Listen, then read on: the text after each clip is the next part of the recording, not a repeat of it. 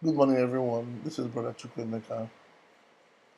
I hope all is well with brothers and sisters wherever they are. We are in the middle of this coronavirus pandemic, as they call it, and I intentionally have not done a video on that, or even since my last one.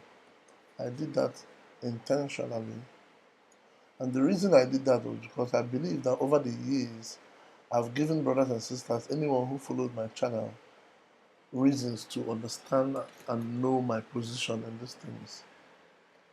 But today, I just want to talk about the coronavirus and how brothers and sisters need to prepare because we are already in the red decade, what is called the red decade. From 2020 to 2030 is going to be as red as none of us could have imagined. So that's why I want to talk about it today.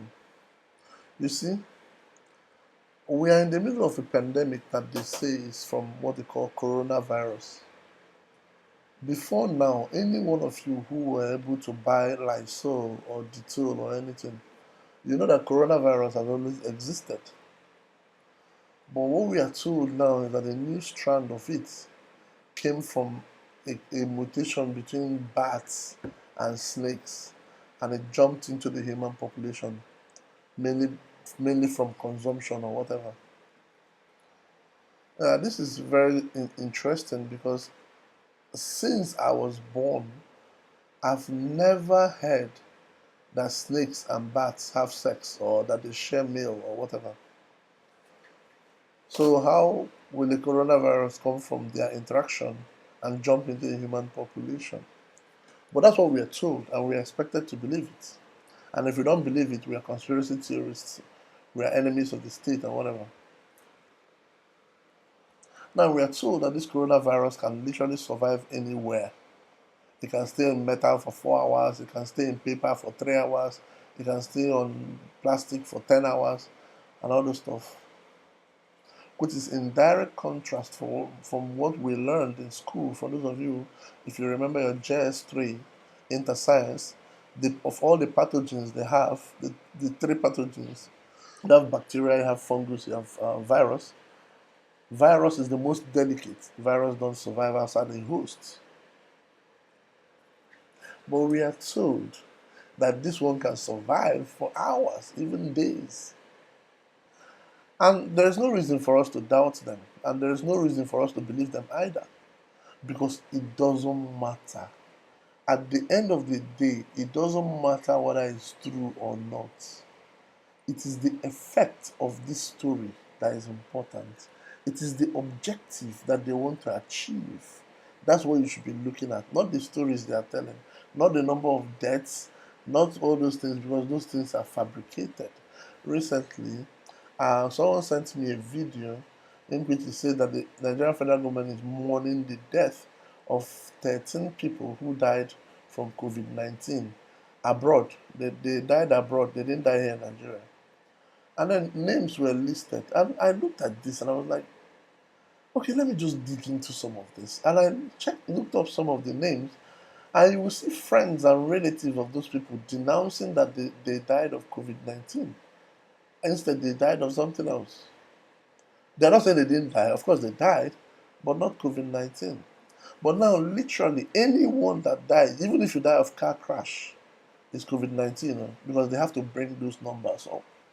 You see, you cannot call something that killed three people a pandemic. You can't. So, for you to actually support the theory of pandemic, you have to bring those numbers up. What's happening in the US is actually more interesting. I mean, a few weeks after Trump said that this is just a disease that will clear when we get into the hot weather, which is true, viruses don't survive in hot temperatures. Less than 2 weeks after that, people started dying like flies in the US. Where are these people? Predictions were made, like places like New York are going to need up to 70,000 beds for those that will be hospitalized. That has never happened. The maximum that has been hospitalized in New York, which is the most hard hit place, is 16,000. So those predictions are totally wrong. But they were made and decisions were made based on those predictions. In Nigeria, there's a WhatsApp audio I saw of one guy who said he's a member of University of Ibadan, one thing like that. And he was making projection that up to 45 million people would die in Nigeria. Well, we're still here. Hunger is doing its best to kill 45 million, but not coronavirus. Again, brothers and sisters, I'm not going to go into the discussion of whether coronavirus exists or not. The only thing I can tell you is that those numbers you're seeing, take them with a bucket of salt because they're not true. They are being inflated. Okay? And so decisions are made based on those numbers, which are not true. And everybody knows they're not true. Those people who are publishing those numbers, they know they're not true. For instance, Kogi State is said to have up to 8 coronavirus infected coronavirus. But the doctor came out and said that they were just double dipping on the numbers. The actual number is 2. How did 2 turn to 8? They multiply it by 4. If you divide the others by 4, you see a significant reduction in the numbers that are being reported by the Nigerian CDC. The same Nigerian CDC in which people were doing videos and said they were going there seeking for help and they'll just kick them out. That same Nigerian CDC is now coming up with numbers every day. Anyway, the important thing, brothers and sisters, is where are they going with this? And if you look at what all the pundits are saying, every TV station you turn to, every radio station you turn to, everybody is talking about the vaccine. When will the vaccine come out so that we'll rest? When will the vaccine come out? Nobody is talking about when will the cure come out, when will the drug come out. There was some, was it the Methodist Hospital in Houston, Texas, that was working on using plasma to cure COVID-19. Nobody's talking about that. Everybody's talking about vaccine. Because that's what, you see, what's going on is a test. They have tested us and they are herding us, just like you're herding a cattle. If you want the cattle to go to a particular place, you know the points that you go and touch, or you send a dog to move them in that direction, and everybody will go in the direction you want them to go. They want us to go in the direction of vaccines, and that's why everybody is talking about vaccines. Brothers and sisters, let's use common sense, because without common sense, we do not exist. Let's look at this disease and what we've been told about it and see if, using common sense, if vaccines make sense for it. We are told that COVID-19 is an infectious disease that has a very high infection rate and a very low mortality rate. Think about that. It has a high infection rate and a low mortality rate. What does that mean? It means that if you come to a population, the probability that almost everybody in that population have been exposed to that virus is very high. Almost everybody may have been exposed to it, but only very few will die from it. Only very few will display the symptoms. Others will be asymptomatic. They won't even know that they came across this disease because their body will fight it off. In that kind of scenario, does it make sense to vaccinate against it? Because this disease has a very high infection rate. So the people you are going to vaccinate may have already come in contact with that disease and may have already defeated that disease in their own body. So why vaccinate? You see, for those who do not know, because there are a lot of idiots roaming this planet with us, vaccine is not a cure. Vaccine does not cure nothing. Vaccine assumes, and that's why it's mostly given to babies.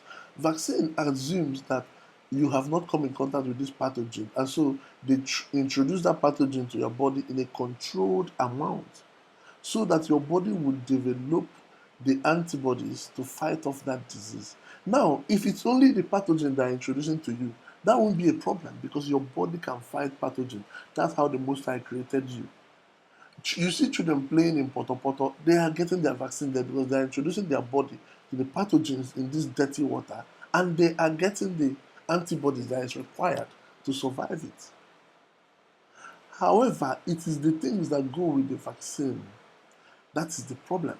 The mercury, the aluminium, the human and pig DNA, the all sorts of things that go into those vaccines. And you never know what else they will put in there. You never know how far they have gone with nanotechnology and they'll put into your body.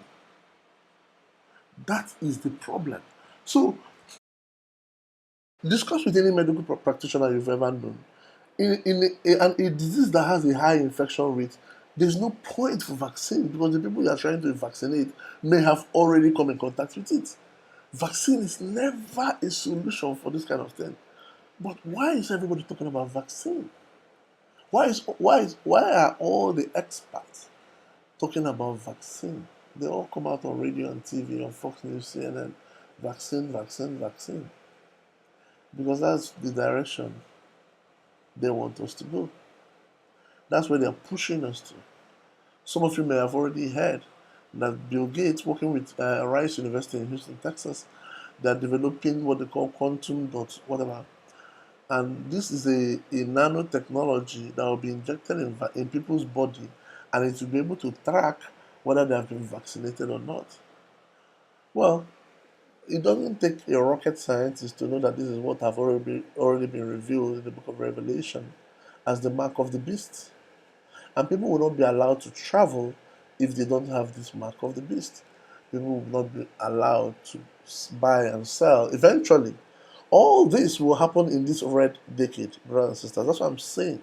We have gotten into the reason I'm doing this with the brothers and sisters is to tell each and every one of us to prepare. Prepare as best as you can. Because this is going to be tough.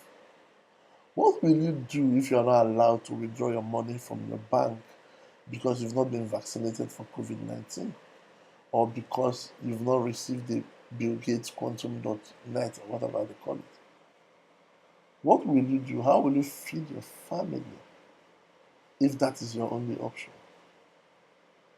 What will you do? What are your options today? What do you need to start doing today that will ensure the survival of the human race, of your own family? These are things that we need to sit down and start talking about. You see, this is the problem I have with Christian churches. Nobody in a church will tell you any of this. None of one of these pastors will tell you. In fact, the churches have been positioned to push this mark of the beast. And brothers and sisters, what they will be telling you in church is that they will tell you that your body is different from your soul. Whatever happened to your body is not the same thing as what happens to your soul. They have already prepared grounds for it. For instance, in the Catholic Church, in those days when I used to go to the Catholic Church, when the priest say, "May God be with you," we will respond, "And also with you." However, today, and this started when we have this anti-pope that you guys call pope today. He's an anti-pope actually. This started just about that time. When the priest say, "May God be with you," the response is, "And with your spirit." What that means is that there's a difference between you and your spirit. They have already prepared your mind to accept that your body and spirit are not the same thing, they are not united. And that's why they will explain to you that you can take the mark of the beast in your body and your spirit will still be intact. This is all deception. This is all deception. That's why people need to come out of these institutions. When they come out of these institutions, then together en masse, we can resist what's going on. However, when people are still obedient to a particular entity called the Pope or the Bishop, they cannot resist en masse what's going on. Look at the 5G technology, brothers and sisters. The 5G technology that is literally frying us. It's like 10 times a microwave. It's literally frying our cells in our body.